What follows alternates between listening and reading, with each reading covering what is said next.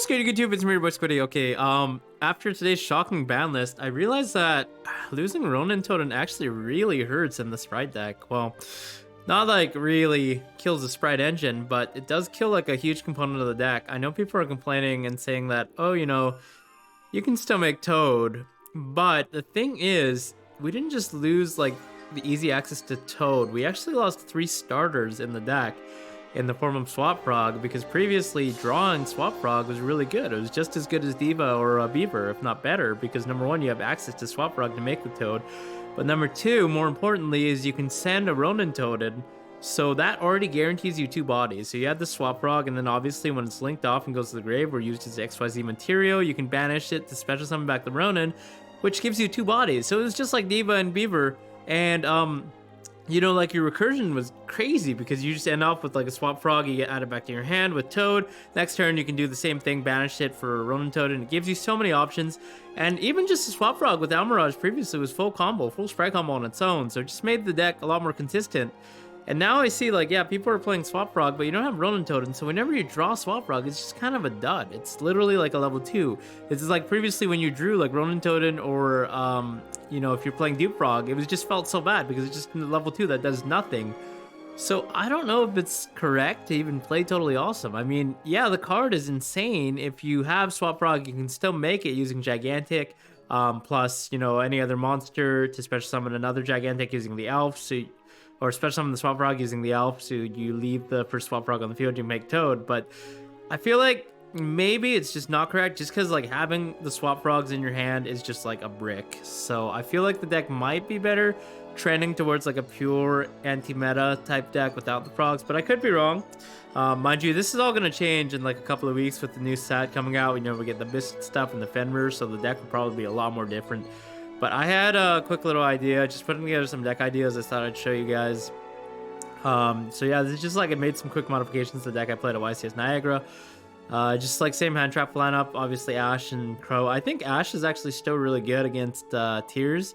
You can obviously use it on a field spell, which I still don't know if it's necessarily correct. I was doing it at YCS though, just because it feels so bad when you let this through and you wait for Shiren or Rhinoheart and they just activate a danger. It's like, oh well, now they still have like 6 cards in hand and they have a name that they could discard. So I don't know, the card is really good. It stops a lot of things still in the metagame, so I think it's good enough. DD Crow, obviously, I think this is like a staple 3 of hand trap just because it's so good against Tears, which is probably going to be the popular, easily the most popular deck, and arguably the best deck of the format.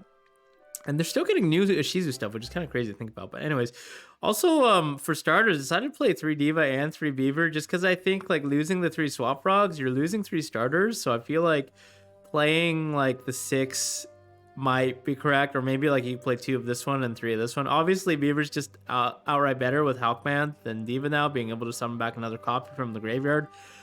But I don't know, it's just something that is off the top of my mind, so definitely give it a try, see if this works. 3 Shifter, I think it might be time to just main Shifter, like not playing the frogs. We don't really care about the graveyard. Obviously, this hurts the Tears way more than it does for us, so I think it might just be correct. This is just an auto-win card against even a lot of rogue decks as well, like Mathmech and some other random crap that's running out there. So I want to give it a try. I think it's just like such a one-sided hand trap that's just so badly designed that I don't know, give it a shot.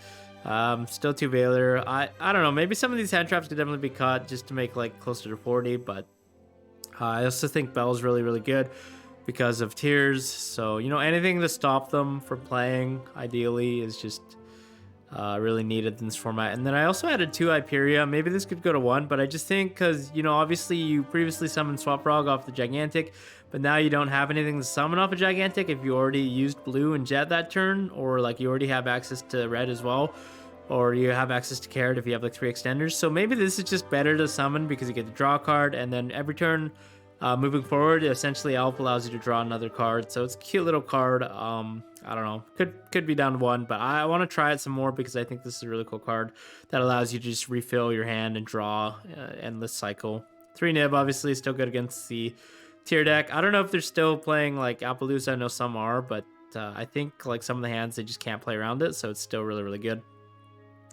And then obviously the Spright lineup. Decided to take out Pixies. I don't know if that's right, just because like I feel like with Red, You have to more emphasize summoning this orange guy because we don't have like totally awesome. So it might just be better to have two. So you have one in your deck always to summon at a later time. So you can also summon something else back with Elf, like Hyperia or something, instead of being forced to summon back the second one that if you only play one, being forced to summon it from the graveyard. Called by obviously really broken. I'm still playing Desires. I think it's especially a lot better without the frog stuff because obviously like Ronin doesn't matter if we banished it. Previously it hurt a lot, but now there's just not really anything to banish besides, you know, like the red and the carrots. So just playing multiple copies of either allows you to mitigate that.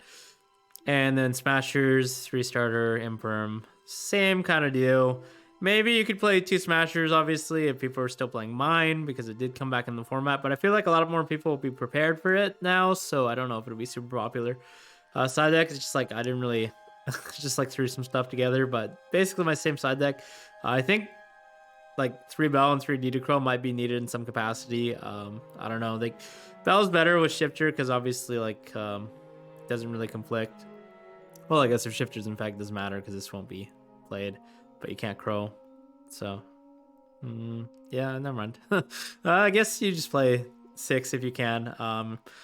Just really good cards. Gamma's still super solid, I think. It might not be good if people are not playing Spright. This could just be caught because like it's obviously not that good against Tears, and there are a lot more better cards against Tears, so maybe there's something else. Top still really good. Random Alpha. This is gonna like this will be the Fenrir card when it comes out. This deck will look a lot different. So this is only good for like the next couple of weeks, I guess. Extra deck, obviously don't need Almirage anymore. I put this in, this Herald of Pure Light. It's really funny with Dimension Shifter, because obviously you can just reuse your Shifter, because you can make this and then detach, add back Shifter to your hand. Obviously the card you detach is banished because you're under Shifter, and then you can Shifter them again on the following turn since your grave will be empty, which is kind of funny. So you basically win. And then yeah, that's about it for the pure deck. If you guys have any ideas for that, definitely let me know. And then other thing really quickly, I put together some random spellbook decks. There's the Runic spellbook deck, obviously with Spellbook, Magician of Prophecy, Blue Boy being a level 2. It's really handy because you can special summon all the sprites, all the Runic stuff. Spellbook of Judgment coming back, and this card actually allows you to add Spellbook spell cards that can even be the same name. So like even adding these cards, like I feel like you don't need a lot of, I don't know if this lineup is correct, but I feel like even just having maybe like a Fate and the Secrets and maybe a Knowledge, so you can add like a Secrets plus like Knowledge plus Fate or something along those lines, and then next turn you just have a free pot of Greed because you're just like amassing huge card advantage. It could be something you can do.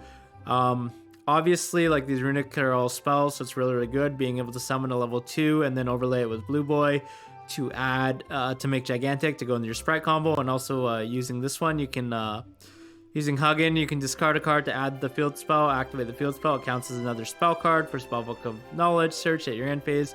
Oh, I actually need something to summon off of that. I forgot. I think the only thing, obviously you want to do level 2s. There aren't a lot of good level 2 spellcasters. Knights and Sorcerer is something that you can consider because it does banish 2 cards from your opponent's graveyard. Also having this in graveyard, you can use it with Elf to banish as a quick play.